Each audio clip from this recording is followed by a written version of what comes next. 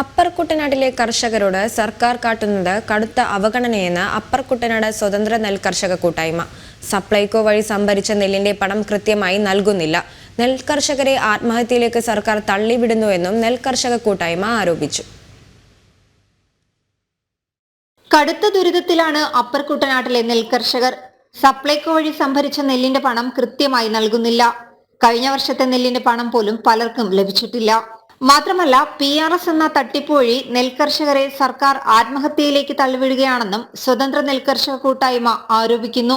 നെല്ലിന്റെ ഉൽപാദനം നടത്തി ഇത്രയും ദിവസമായിട്ട് കർഷകർക്ക് പണം ലഭിക്കാത്ത സാഹചര്യം. അപ്പർ കുട്ടനാട്ടിലെ നെൽകർഷകർ ഇന്ന് വളരെ ദുരിതത്തിലാണ്, കഷ്ടത്തിലാണ്, വളരെ ഭയപ്പാടിലാണ്.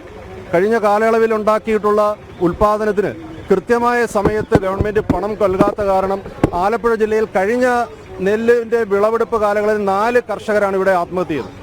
അത്തരം ഒരു ദുരിതത്തിലേക്ക് നെൽകർഷകരെ കടത്തിവിടുന്ന ഒരു സാഹചര്യമാണ് ഇന്ന് നിലവിലുള്ളത്. കൃത്യമായ രീതിയിൽ ഉൽപാദനം നടത്തി നെൽകർഷകർക്ക് പണം നൽകിയില്ല എങ്കിൽ ഈ മേഖലയിൽ കൂടുതൽ ആത്മഹത്യകൾ ഉണ്ടാകുന്ന സാഹചര്യത്തിലേക്കാണ് നെൽകർഷകർ പോകുന്നത്.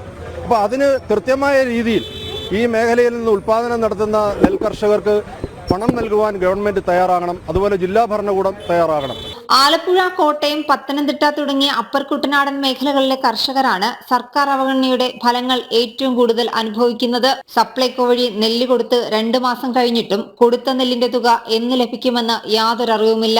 PRSുമായി കർഷകർ ദിവസവും ബാങ്കുകൾ കയറിയിറങ്ങുകയാണ്. സംഭരിച്ച നെല്ലിന്റെ മുഴുവൻ തുകയും അടിയന്തരമായി വിതരണം ചെയ്യുക, ഉഷ്ണതരംഗത്തിൽ കൃഷിനാശം സംഭവിച്ച മുഴുവൻ കർഷകർക്കും ഇൻഷുറൻസ് ഉൾപ്പെടെയുള്ള നഷ്ടപരിഹാരം വിതരണം ചെയ്യുക, 2022-23 വർഷത്തിൽ വെള്ളപ്പൊക്കത്തിൽ തകർന്ന ബണ്ട് പുനർനിർമ്മിച്ചതിന്റെ നഷ്ടപരിഹാര തുക വിതരണം ചെയ്യുക തുടങ്ങിയ ആവശ്യങ്ങൾക്ക് സർക്കാർ അടിയന്തര പരിഹാരം കാണണമെന്നാണ് കർഷകരുടെ ആവശ്യം. ജനം, ആലപ്പുഴ.